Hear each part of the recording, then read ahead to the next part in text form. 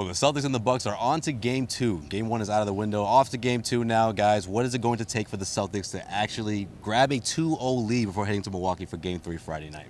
Jared, I'll start with you. Probably not getting the ball deflected every time they try to pass it in the half court. Yeah, that would certainly help. It's funny because they won the turnover battle by about 5 or so, but they seem like they turned the ball over even more than Milwaukee. Yeah. And really, it was that, and this is something that actually Joe Prunty touched on after the game that surprised me, was that there were so many 50-50 balls where the Bucks, their length was getting those deflections. Right. But then like Horford or Rozier or Larkin would be the ones that would beat them to the ball when it would pop out loose. So that, I think the Celtics got really lucky that Milwaukee wasn't grabbing those balls and turning those into run-out transitions. That's something that Stevens will not shut up about for last week. He would not stop hammering home that is their #1 priority. Do not let them get deflections with their length and turn you over. And they were doing that, and Boston got lucky, and they were also, I think, they were committed to the point that they were able to mitigate for that. But I don't think they're going to get that lucky again next game. Right. Well, we saw that huge drought in the second quarter. I think that was a big sign of what Milwaukee can do, especially defensively.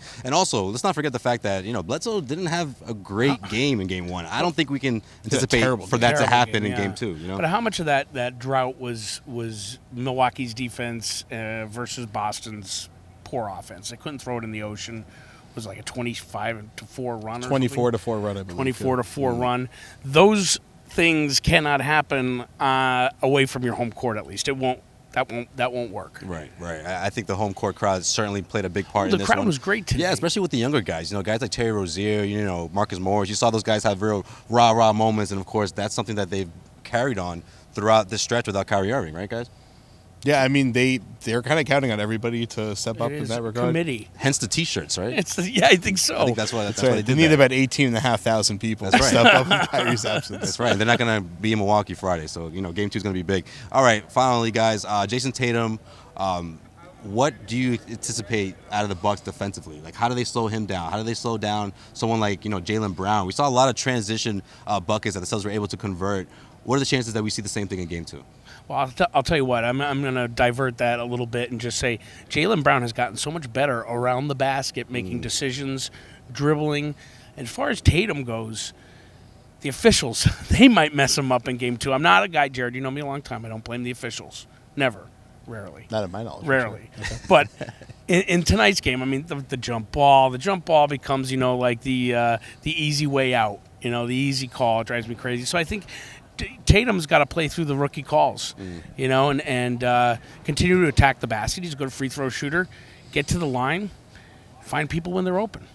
I think, I asked Jason about after the game the physicality. That's right. That affected him. Yeah, Chris Middleton is a great. Actually, he's had a bit of a down season defensively. And I think a part of it is that the Bucks scheme just hasn't been good this year. But Middleton is a lockdown defender when he needs to be, and he showed it tonight. There were a lot of times where Tatum was trying to take him ISO. Plays that have been working really well for him the last couple of months. Didn't have a chance. Right. And he hit some incredible setback shots. Right. And he did have almost 20 points, if not more than 20 points. Was it 19 for him tonight? Yeah. 20. I'm trying to remember. No, I think he got over it because of overtime. Yeah, okay, so in the OT. Either way, he was good tonight. Don't get me wrong. But he he was pushed around. Yeah. And he's trying to get used to this. And he said after the game that was something that he's trying to figure out. He felt the difference, yes. Yeah, and that's something that they kind of came into this expecting. So it's not a huge surprise. But for him, his shots are not going to come to him nearly as easily as they do in the regular season. And that's something that they all are kind of ready for, but that's something that you just can't realize until, as Jaylen Brown says, you actually touch the stove and feel how hot it is. And guess what, Jared, right? It's going to get harder because this is Game 1, and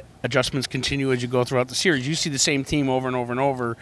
They're going to continue to adjust on Jaylen and Jason and everybody. You're going to see adjustments made. So it gets even harder in the playoffs for sure. Yeah, absolutely. This is going to be a long series. If you ask me, I think it's going to distance, guys. So it's going to be plenty of coverage coming here from TD Garden, from CLNS Media. That's going to do it for us. The Athletic. Until Game 2, The Athletic. That's right. Jared Weiss of The Athletic. He's Nick Gelso. I am Joseph Pavone. I'll see you back here for Game 2, TD Garden, Celtics, Bucks, CLNS Media.